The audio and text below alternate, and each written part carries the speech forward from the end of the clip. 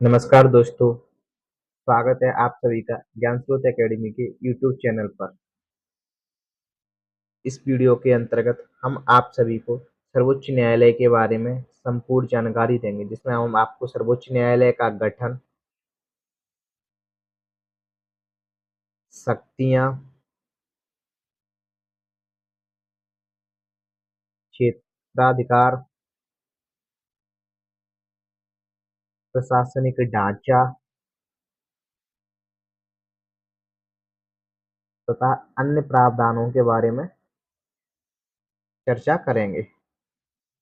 अगर आपको हमारी ये वीडियो हेल्पफुल लगती है तो अपने दोस्तों के साथ जरूर शेयर कर और हमारे चैनल को जरूर सब्सक्राइब करें। तो चलिए वीडियो स्टार्ट करते हैं, देखते हैं सुप्रीम कोर्ट के बारे में जानकारी। हमारे यूट्यूब चैनल का नाम ज्ञान स्रोत एकेडमी। ये सुप्रीम कोर्ट का लोगो है। आप सभी ने देखा होगा, नहीं देखा होगा तो एक बार आप सभी इस लोगो को देख लीजिए। इसमें क्या लिखा है, ये तो धर्मस्थो जो है। आप सभी को ये ध्यान रखना है कि सुप्रीम कोर्ट के लोगों में क्या लिखा है। अभी जो सुप्रीम कोर्ट का जो आपने देखा होगा, एक और काली पट्टी बांध के रहती है, उसमें कुछ प्रावधान किए गए। तो उसमें क्या प्रावधान किए गए उसको अपन लोग देखने की कोशिश करते हैं। तो जो ये हाथ में तराजू लेके खड़ी है एक औरत, उसके जो दाएं हाथ है उसमें समाज में बराबरी का प्रतीक क्या है, तराजू। तो तराजू किसका प्रतीक है, समाज में बराबरी का प्रतीक है ये तराजू।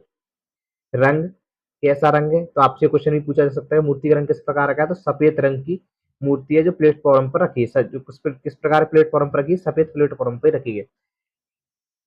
आंखों पर पहले आप देखते कि न्यायालय में आपने देखा हो, नहीं होगा तो मूवी में जरूर देखा होगा कि एक औरत हाथ में तराजू लिए खड़ी रहती थी, उसकी आंखों पर काली पट्टी बंधी रहती थी।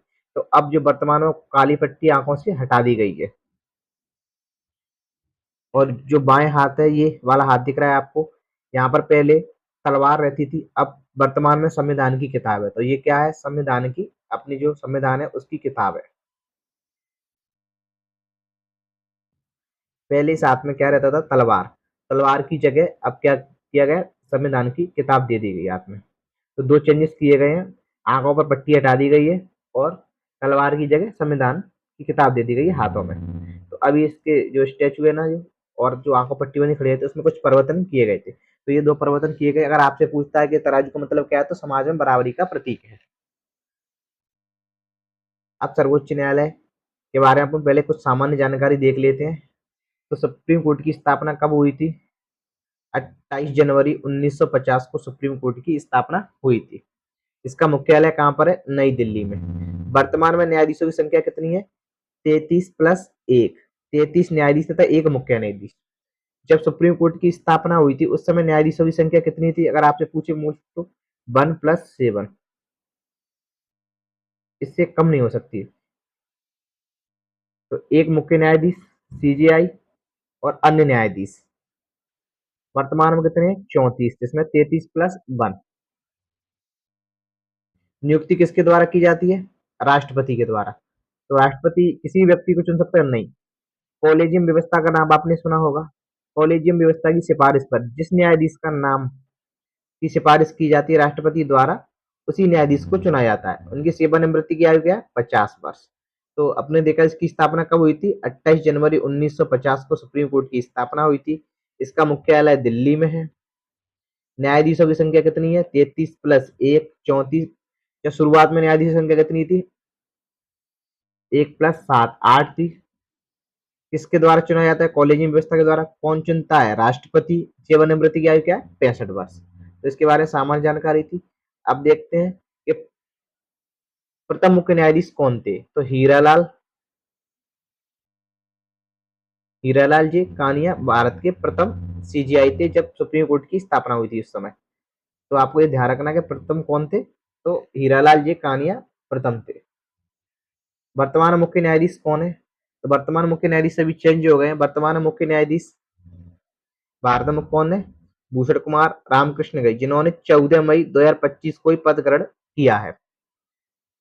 कौन से नंबर के न्यायाधीश है ये, 52वें नंबर के न्यायाधीश है। अब तो सुप्रीम कोर्ट में 52 न्यायाधीशों की नियुक्ति क्या हो गई, 52वें नंबर के न्यायाधीश है। इन्होंने अपनी शपथ ग्रहण कब की थी, 14 मई 2025 को। इनका कार्यकाल कब तक का है, 23 नवंबर 2025 तक इनका कार्यकाल समाप्त हो जाएगा। तो कार्यकाल की शुरुआत है, इसके बाद 53वें नंबर के न्यायाधीश चुन ले जाएंगे। तो वर्तमान में कौन से नंबर के न्यायाधीश है? 52वें नंबर के न्यायाधीश है। नाम क्या है इनका? रामकृष्ण गवई। तो बी आर गवई इनकी शॉर्ट फॉर्म है। आपको ये नाम जरूर ध्यान रखना है, क्योंकि वर्तमान में जो भी पेपर होने वाले हैं उनसे सुप्रीम कोर्ट के न्यायाधीश के बारे में जरूर कोई एक न कोई क्वेश्चन जरूर आएगा। अब देखते हैं सुप्रीम कोर्ट के प्रावधानों के बारे में। तो मैंने आप लोगों को बताया था कि सुप्रीम कोर्ट के प्रावधानों को हम इस प्रकार देखेंगे कि सभी अनुच्छेदों के माध्यम से इनके प्रावधानों को समझने की कोशिश करेंगे। जैसे आर्टिकल 124 है, तो इसमें आर्टिकल 124 1, 2, 3, 4, 5 ऐसे करके दिए गया है। तो इसमें क्या बताया गया है? सर्वोच्च न्यायालय की स्थापना और संरचना। तो अगर क्वेश्चन आता है कि सर्वोच्च न्यायालय की स्थापना कौन से आर्टिकल में दी गई, तो अनुच्छेद 124 में। इसमें बताया गया है कि भारत में एक सर्वोच्च न्यायालय होगा। आपने सुनी होगी न्यायपालिका। भारत में कौन सी न्यायपालिका है? एक हरी न्यायपालिका। एक हरी न्यायपालिका, एकल न्यायपालिका। और एक होती है दोहरी न्यायपालिका। तो एक न्यायपालिका भारत में एक सुप्रीम कोर्ट होगा, उसके नीचे हाई कोर्ट होंगे। एक सुप्रीम कोर्ट, उसके नीचे अलग अलग राज्यों के हाई कोर्ट या दो से अधिक राज्यों का एक हाई कोर्ट होगा। और उसके बाद अपने डिस्ट्रिक्ट, एक हाई कोर्ट के नीचे डिस्ट्रिक्ट कोर्ट होंगे, वो आएंगे। इस व्यवस्था को कहते हैं एकल व्यवस्था। भारत में कौन सी पाई जाती है? अपने न्यायालय में एकल प्रणाली। दोहरी प्रणाली होती है, उसमें क्या होता है? दोहरी प्रणाली होता है, उसमें सुप्रीम कोर्ट और हाई कोर्ट दोनों बराबर ही होते हैं। सुप्रीम कोर्ट और हाई कोर्ट,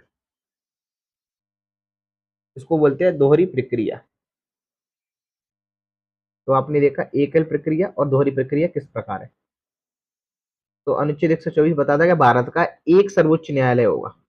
इसमें मुख्य न्यायाधीश और अन्य न्यायाधीश होंगे। तो कितने? 34 वर्तमान में। शुरुआत में कितने थे? 1 + 7। एक मुख्य न्यायाधीश, 7 न्यायाधीश की नियुक्ति किसके द्वारा करें? राष्ट्रपति।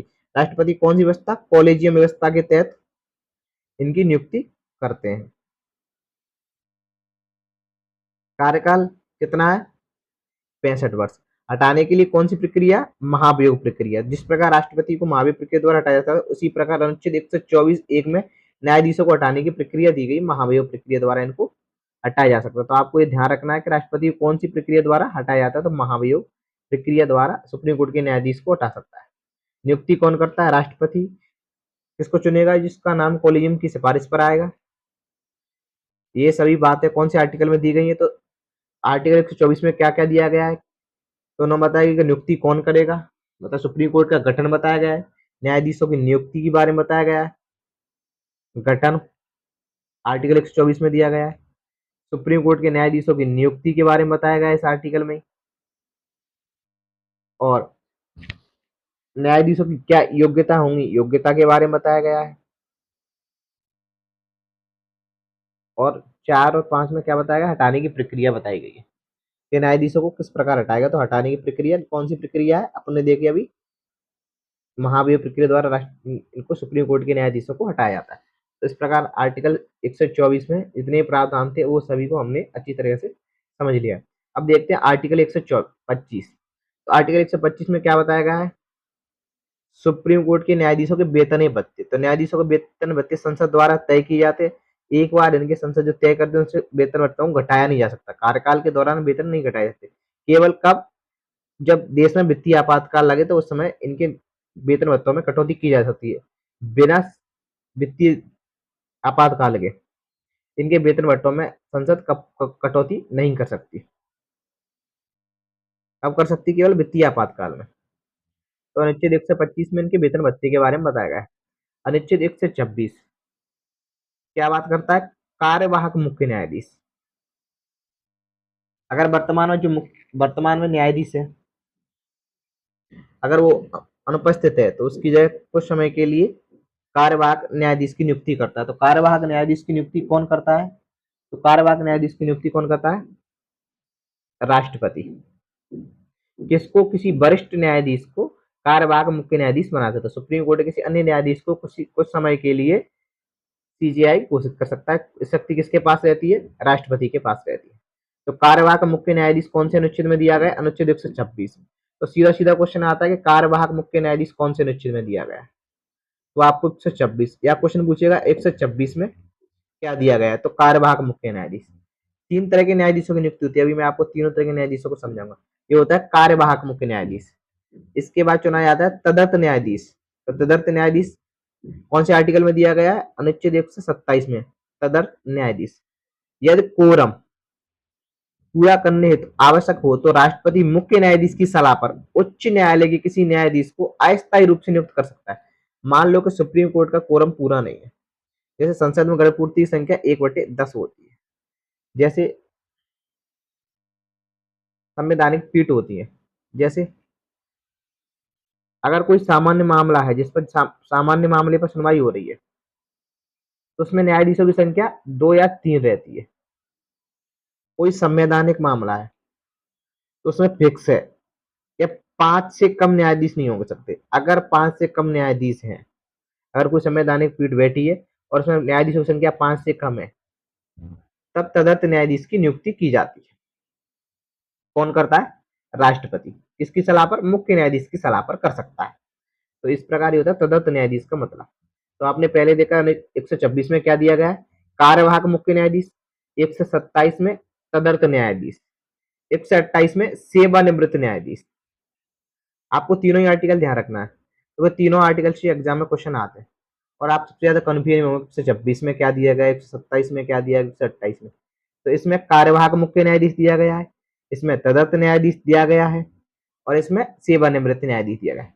नियुक्ति कौन करता है? भारतीय मुख्य न्यायाधीश द्वारा। शर्त क्या है? राष्ट्रपति की पूर्व अनुमति तथा न्यायाधीश की लिखित सिफारिश पर। अगर मामले के लिए किसी न्यायाधीश की जरूरत पड़ती है तो भारत के मुख्य न्यायाधीश, अगर न्यायाधीश संख्या कम है तो सेवानिवृत्त न्यायाधीश की नियुक्ति करता है। किसकी सिफारिश? राष्ट्रपति की अनुमति के बाद ही करता है और जिस न्यायाधीश की नियुक्ति की जा रही है उस न्यायाधीश की लिखित सिफारिश पर ही कर सकते हैं। ऐसे नहीं आप किसी भी को भी नियुक्त कर सकते, आपको पहले उससे पूछना पड़ेगा कि आपकी नियुक्ति की जा रही है। तो ये होते हैं सेवानिवृत्त न्यायाधीश। तो हमने 3 प्रकार के न्यायाधीश देखे थे। तो 126 में क्या दिया गया था? कार्यवाहक मुख्य न्यायाधीश।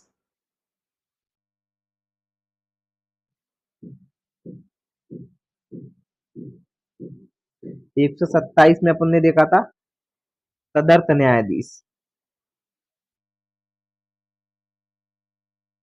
और 128 में सेवानिवृत्त। तो आपको तीनों को ध्यान रखना है कि 26, 27 और 28 में क्या दिया है। कार्यवाहक मुख्य न्यायाधीश की नियुक्ति कब की जाती है?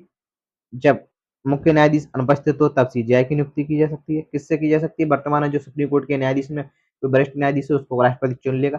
तदर्थ न्यायाधीश की कब की जाती है? जब गणपूर्ति ना हो, कोरम की संख्या कम हो, तब की जा सकती है।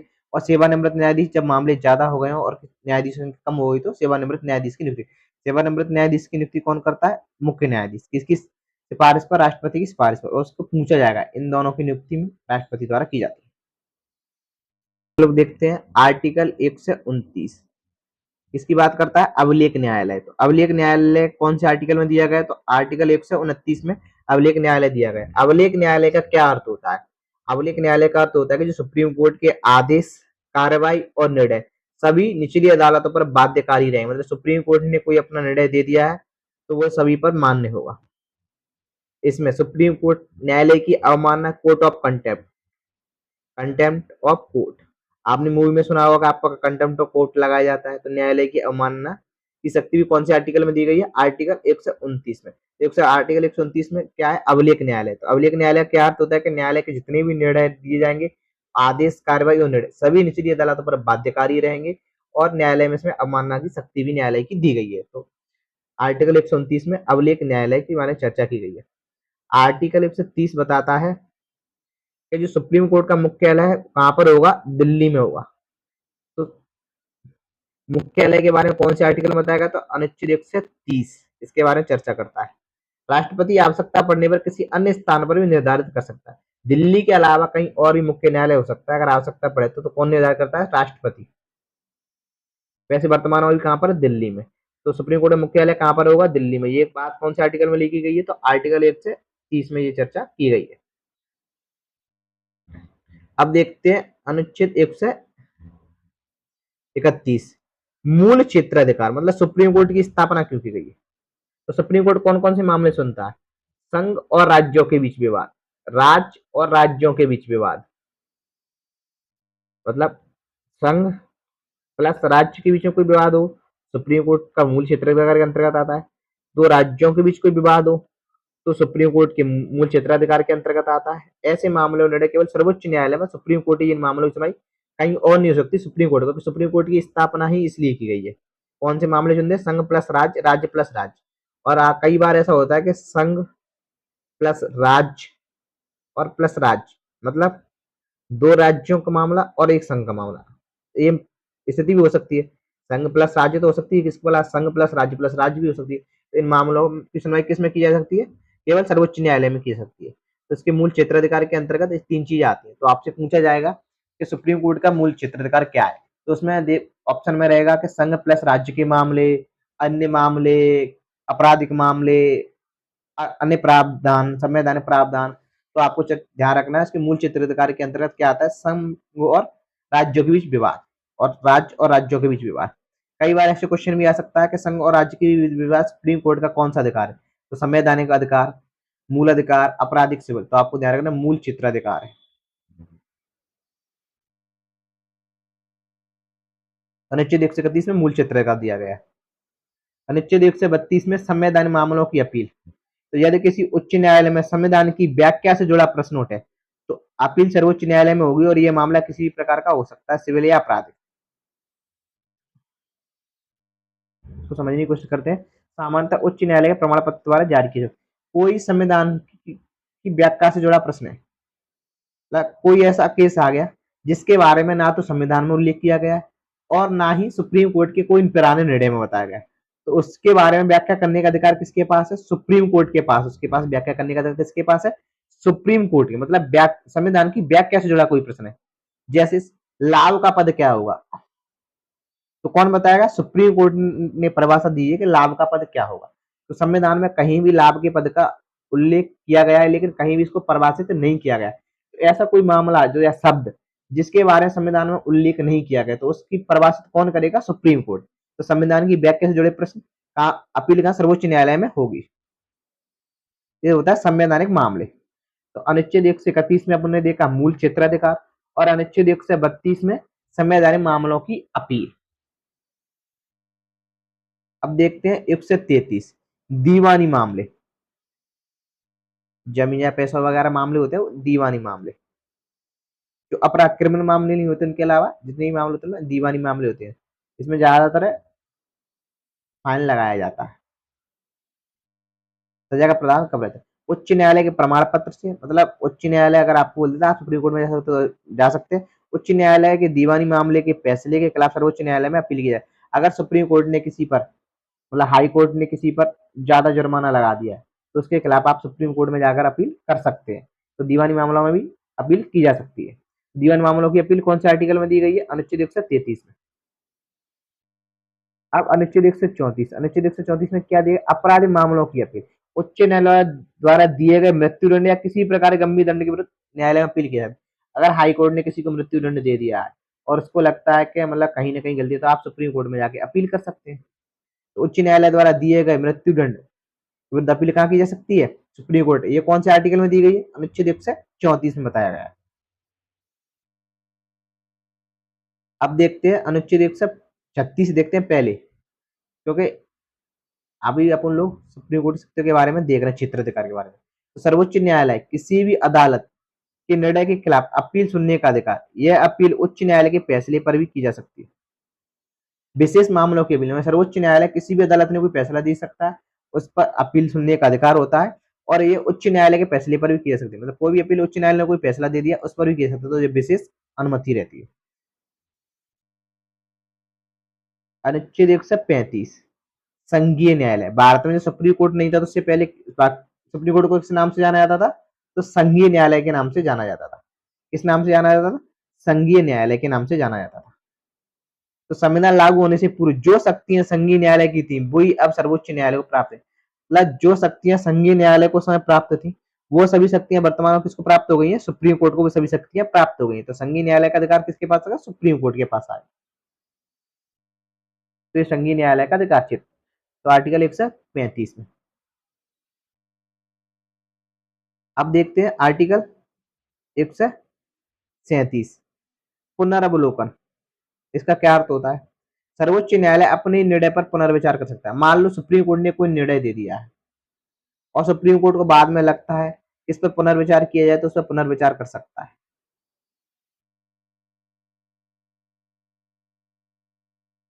जैसे संपत्ति से जुड़ा मामला, पहले बोल दिया था सुप्रीम कोर्ट ने कि संपत्ति से जुड़े मामले सुप्रीम कोर्ट के अधिकार क्षेत्र के अंतर्गत नहीं आते, तो ये एक बार निर्णय दे दिया।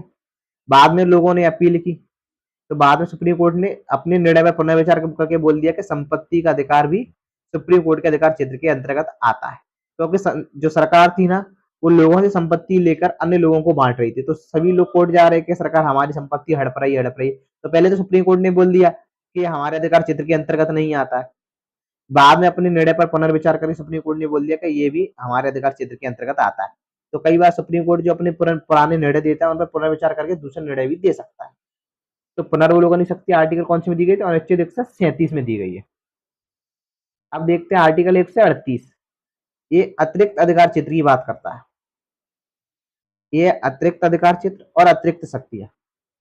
तो सुप्रीम कोर्ट का जितना भी वर्तमान अधिकार क्षेत्र, उसके अलावा अधिकार क्षेत्र, क्या सुप्रीम कोर्ट स्वयं अपने अधिकार क्षेत्र का विस्तार करता है? तो नहीं। संसद कानून बनाकर सर्वोच्च न्यायालय के अधिकार क्षेत्र में दे सकता है। मतलब जितना क्षेत्र सुप्रीम कोर्ट के अभी अंतर्गत आता है, उसके अधिकार क्षेत्र को बढ़ाने की शक्ति किसके पास रहती है? संसद।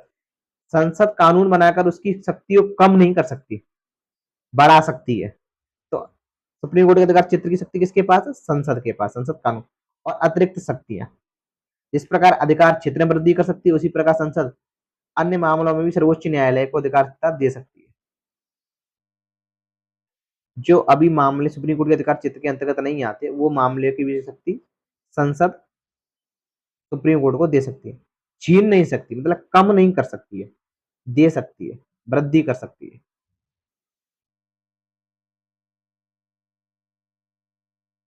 कम नहीं, वृद्धि। अनुच्छेद 138 अधिकार क्षेत्र के बारे में बात करता है अतिरिक्त, और अनुच्छेद 139 शक्तियों के अतिरिक्त शक्तियों के बारे में चर्चा करता है।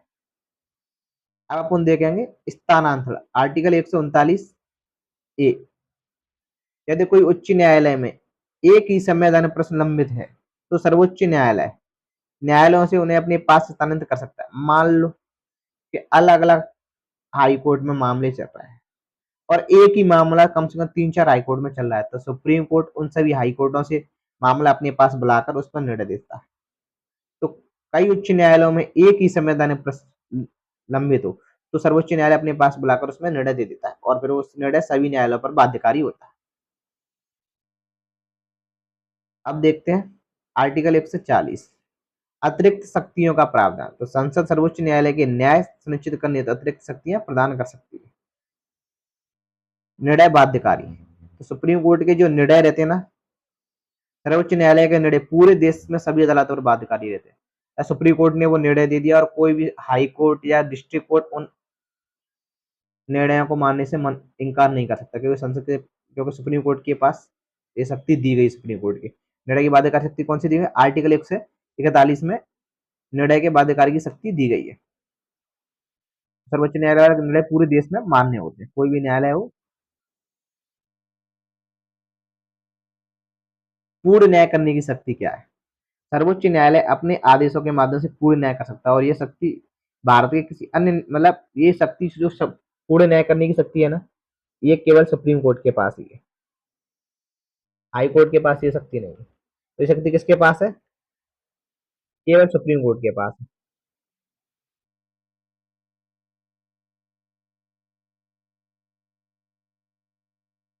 पूर्ण न्याय का मतलब जैसे कोई समाज से संबंधित मामला है। क्या है?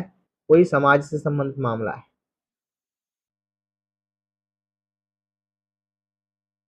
तो सुप्रीम कोर्ट जिसमें कई लोगों का भला हुआ, उस पर निर्णय दे सकता है। तो पूर्ण न्याय करने, जैसे राम मंदिर,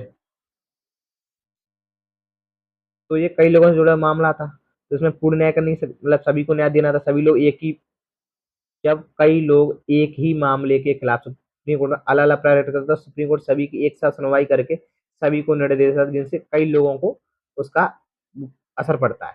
तो पूर्ण न्याय करने की शक्ति किसके पास है? सुप्रीम कोर्ट के पास है। तो जो राम मंदिर का फैसला दिया था उसके खिलाफ कई लोगों ने अपील दायर की थी, तो सभी की एक साथ सुनवाई करके ये फैसला दे दिया, इसको बोलते हैं पूर्ण न्याय की शक्ति। अब देखते हैं अनुच्छेद 143, बहुत इंपोर्टेंट आर्टिकल, राष्ट्रपति का परामर्शी अधिकार। ये शक्ति किसके पास है? राष्ट्रपति के पास है। राष्ट्रपति किसी भी संवैधानिक या सार्वजनिक महत्व के मामले पर सर्वोच्च न्यायालय से राय मांग सकता है, मतलब कोई भी जो संविधान से जुड़ा मामला हो या कोई अन्य मामला हो जिसमें राष्ट्रपति को लगे कि इसमें सुप्रीम कोर्ट के न्यायाधीश की मतलब उनकी राय मांग ली जाए, तो उनसे राय ले सकता है। अब ऐसा नहीं है कि जो राष्ट्रपति ने सुप्रीम कोर्ट के न्यायाधीश से राय मांगी उसको मानने के लिए बाध्यकारी नहीं, सुप्रीम कोर्ट राय मान भी सकता है और नहीं भी मान सकता है। अनुच्छेद 143 क्या बात करता है? राष्ट्रपति का परामर्शी अधिकार। अब अपन लोग देखते हैं अनुच्छेद 144। अनुच्छेद 144 क्या बात करता है? सभी प्राधिकरणों का सहयोग, मतलब सभी प्राधिकरण सरकार और नागरिक को सर्वोच्च न्यायालय के आदेशों के निर्णय का पालन करना अनिवार्य, जैसे हाई कोर्ट, डिस्ट्रिक्ट कोर्ट, अलग अलग प्राधिकरण जैसे मानव अधिकार न्यायालय या अन्य न्यायालय जो भी जिनका गठन प्राधिकरण जिनका गठन किया जाता किसी मामले के लिए, तो वो सभी जो प्राधिकरण है वो सुप्रीम कोर्ट की सहायता करने के लिए या उनकी आदेशों को निर्णय पालन करना अनिवार्य है। तो सभी प्राधिकरणों, न्यायालय के अलावा जितने भी प्राधिकरण सभी को भी ये है कि वो सुप्रीम कोर्ट के निर्णय का आदेश का पालन करना अनिवार्य है। तो ये शक्ति सुप्रीम कोर्ट कौन से आर्टिकल में दी गई? अनुच्छेद 144, 145 और 40। 145 बात करता है कार्यविधि और नियम। तो सर्वोच्च न्यायालय अपनी कार्यप्रणाली और नियम बनाने का अधिकार रखता है।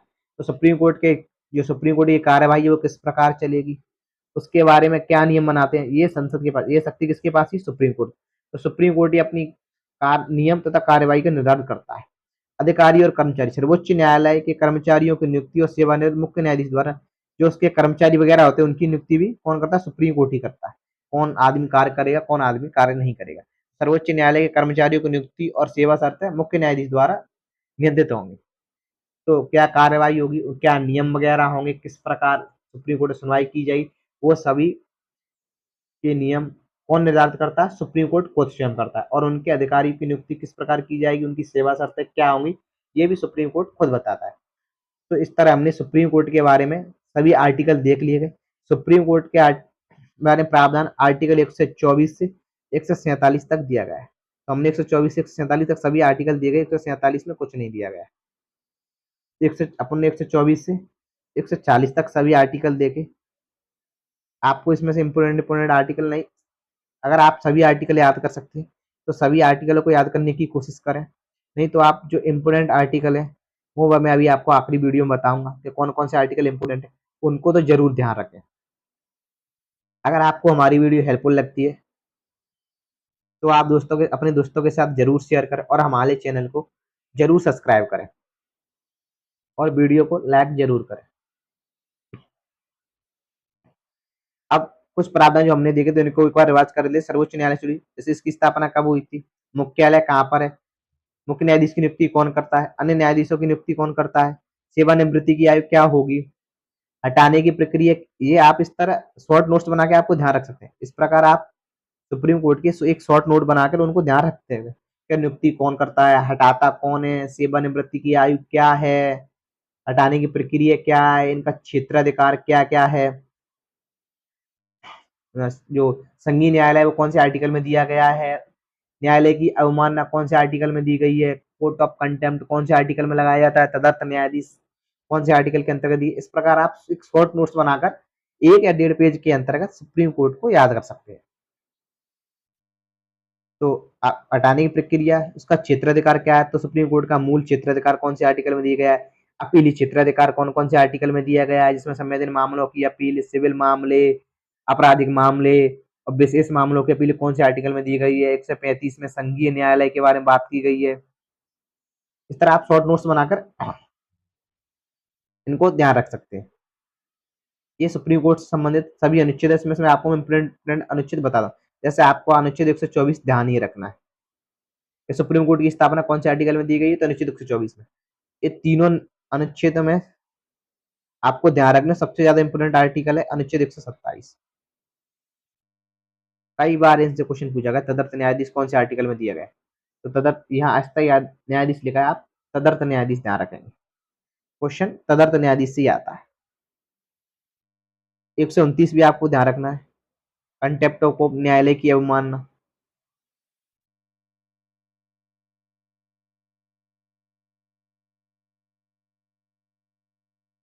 तो आपको कौन 124 ध्यान रखना है, 127 ध्यान रखना है। वैसे ध्यान ये तीनों आर्टिकल ही रखने, और तीनों आर्टिकल में भी सबसे इंपोर्टेंट आर्टिकल है वो कौन सा आर्टिकल है? आर्टिकल 127। 128 भी आपको ध्यान रखना है। 129 आप ध्यान रख सकते हैं तो रख लिए, नहीं तो कोई दिक्कत नहीं। इसके बाद आपको आर्टिकल 131 जरूरी ध्यान रखना है, मूल क्षेत्राधिकार। अपीली क्षेत्राधिकार में आप तीनों आर्टिकल ध्यान एक साथ याद कर सकते हैं। 132 में संवैधानिक, फिर सिविल, फिर आपराधिक। तो संवैधानिक ऐसे आप ध्यान रख सकते हैं, सिविल फिर आपराधिक। तो ऐसे आप ध्यान रख सकते हैं कि संविधान में सिविल और आपराधिक मामले दिए गए तो 133-34 में दिए गए। 135 नहीं 136 आपको जरूर ध्यान रखना है। विशेष मामलों की अपील कौन से आर्टिकल में दी गई है? तो आर्टिकल 136 में दी गई। फिर इसके बाद आपको आर्टिकल 137 ध्यान रखना है, पुनर्याचिका या सुप्रीम कोर्ट अपने पुनर्विचार करने की शक्ति।